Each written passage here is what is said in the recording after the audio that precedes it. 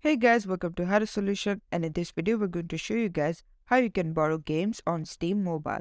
So at first, go to Steam in your phone and then tap on the three lines at the bottom. From there, scroll down until you see support, click on this one, and then once it loads, scroll down until you see this option called My Account, and then scroll down until you see Family Library Sharing, and then scroll down until you see Manage Family Library Sharing.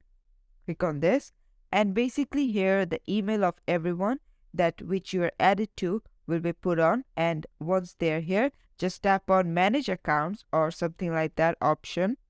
Once you do, it will take you to their account, and then whatever game you want to borrow, just click on that one and it will send an email to the other person, and then they can give you the access. This is it for the video. Thanks for watching. Please leave a like and subscribe for more tutorials like this, and until then, take care.